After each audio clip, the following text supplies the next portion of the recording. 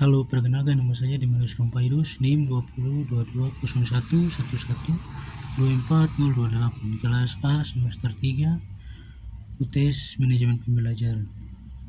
Kita masuk pada soal yang pertama, yaitu apa yang dimaksud dengan pembelajaran kolaboratif dan bagaimana manajemen pembelajaran dapat memfasilitasi kolaboratif efektif di antara siswa dalam lingkungan kelas. Jawabannya adalah pembelajaran kolaboratif merupakan suatu model pembelajaran memiliki strategi pembelajaran yang dapat menguatkan karakter bergotong royong. Ide awal dari pengembangan pembelajaran ini adalah bahwa membangun konsep itu harus berpasangan, tidak mandiri. Contohnya, 1. Diskusi kelompok di mana siswa bekerja sama dalam kelompok kecil untuk membahas topik tertentu dan mencapai pemahaman bersama. Bagaimana manajemen pembelajaran dapat memfasilitasi kolaborasi? Di sini peran guru sangat penting dalam memfasilitasi strategi pembelajaran kolaboratif yang efektif. Mereka harus menciptakan lingkungan belajar yang berpusat pada siswa yang mendukung kerja tim, komunikasi, dan partisipasi aktif.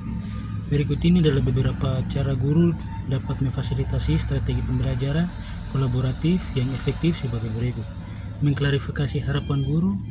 Guru harus secara jelas mendefinisikan tujuan dan hasil dari kegiatan pembelajaran kolaboratif sehingga siswa harus mengetahui apa yang diharapkan dari mereka, peran yang akan mereka ambil dan dalam kelompok dan kriteria penilaian. Soal yang kedua yaitu jelaskan mengenai metode pembelajaran berbasis proyek, berikan contoh proyek pembelajaran yang relevan.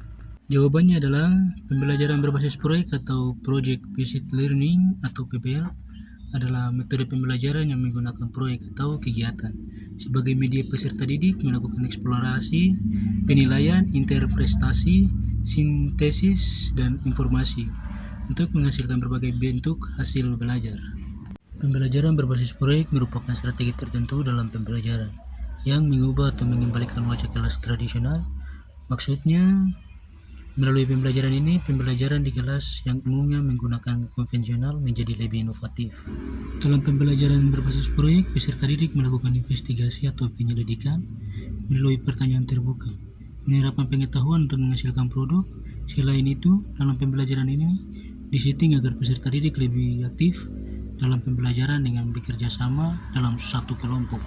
Contoh pembelajaran berbasis proyek yaitu observasi ke sekolah-sekolah, membuat video pembelajaran, membuat makalah, PPT, dan lain-lain. Oke, kita akan masuk pada soal yang ketiga yaitu jelaskan konsep pengorganisasian pembelajaran dan mengapa itu merupakan aspek penting dalam konteks pendidikan. Jawabannya adalah pada pengorganisasian pembelajaran merupakan suatu tindakan yang dilakukan guru dalam mempersiapkan proses pembelajaran sehingga proses pembelajaran dapat berjalan dengan lancar, secara efektif, dan efisien. Yang berikut, mengapa konsep pengorganisasian pembelajaran itu sangat penting? Karena pada konsep pengorganisasian pembelajaran merupakan suatu tindakan yang dilakukan guru dalam mempersiapkan proses pembelajaran agar proses pembelajaran dapat berjalan dengan lancar, efektif, dan efisien. Dalam pengorganisasian ada beberapa tahap-tahap yang akan dilalui guru, baik tahap sebelum masuk kelas dan di dalam kelas. Tahap perencanaan guru harus merumuskan hal-hal yang penting yang dapat menumbuhkan minat dan bakat peserta didik, motivasi belajar siswa, sebab motivasi merupakan aspek yang paling penting dalam proses pembelajaran.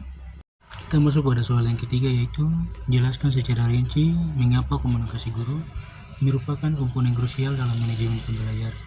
Sebutkan dan bahas berbagai aspek dan peran berkomunikasi guru dalam meningkatkan efektivitas pembelajaran dan mencapai tujuan pendidikan. Jawabannya adalah kurikulum Merdeka mengamatkan bahwa berkomunikasi dalam konteks pembelajaran adalah bagaimana guru dapat berbagi pengalaman pada iringan para siswa.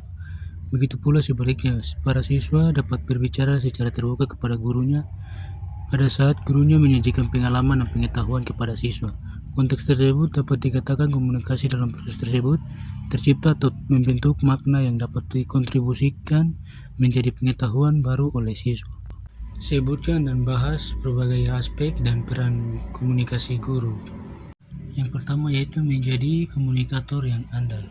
Syarat pertama adalah guru harus mempunyai kemampuan komunikasi yang baik dan menjadi seorang komunikator yang handal. Dengan begitu, guru dapat menjadi contoh sekaligus sosok inspiratif bagi peserta didiknya. Yang kedua, mengajukan pertanyaan. Guru dapat pula mempersiapkan beberapa pertanyaan yang siap diajukan kepada siswa terkait materi yang disampaikan.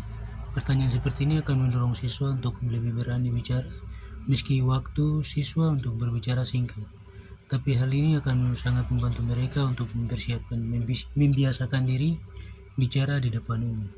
Yang ketiga yaitu menerapkan metode belajar debat. Bukan hanya metode diskusi, alternatif metode pembelajaran lainnya yang bisa diimplementasikan adalah debat.